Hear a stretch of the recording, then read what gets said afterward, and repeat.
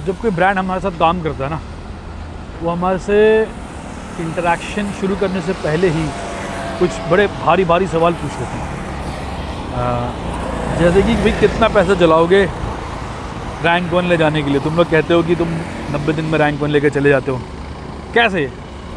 कितना पैसा लगाते हो कि रैंक 1 चले जाते हो? क्योंकि अगर अंधा पैसा लगाना है तो हम भी लगा देंगे और पहुँचा देंगे रैंक 1।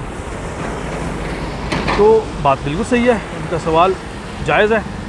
तो हिस्टोरिकली 5 साल काम करने के बाद, बतेरे ब्रांड्स के साथ काम करने के बाद, वी फिगर्ड आउट कि एक जनरल पैटर्न है in most of the categories.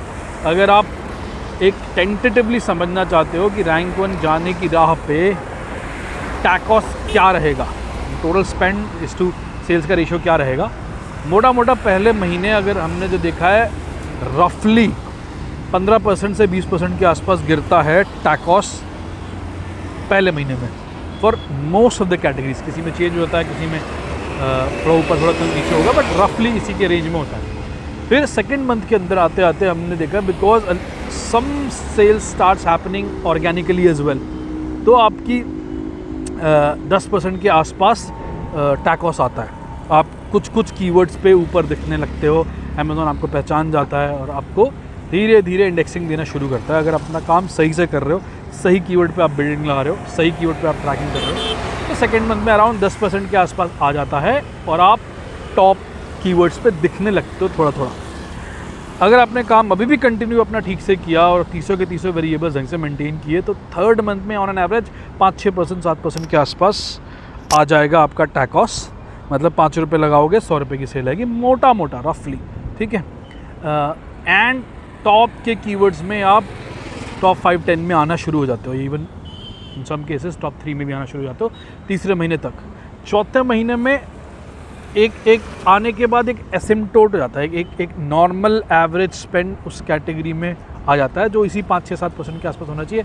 Most of the category में किसी में हायर भी होता है। सो ये 3 टाइप के स्पेंड्स चलते हैं। पहला मंथ में 15 से 20%, दूसरे मंथ में 10% के आसपास टैकॉस, तीसरे मंथ में 5% के आसपास का टैकॉस गिरता है।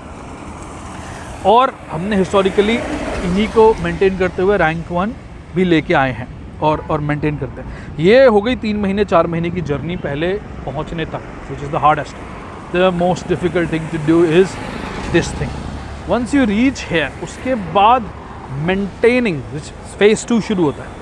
फेज़ 2 के अंदर स्ट्रैटेजीज़ अलग होती हैं। फेज़ 2 के अंदर आप वेरिएशंस के साथ अलग तरीके से काम करते हो। आप स्पेंड कम करने की कोशिश करते हो और टेस्ट करते हो कि कितना मेरा मैक्सिमम सेल आ रहा है।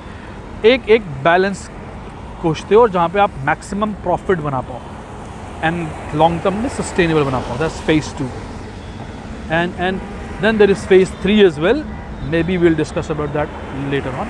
तो phase 1 which we call first 3 months, आपको ये जानना ज़रूरी है कि ये तो लगेगा ही लगेगा। मोटा मोटा पहले महीने में 15 से 20% लगेगा ही लगेगा पैसा, दूसरे महीने में 10% के आसपास लगेगा सेल लाने में, तीसरे 5% के आसपास टोटल सेल का स्पेंड लगेगा ही लगेगा सेल लाने में। I hope this is useful. Will connect again. Take care.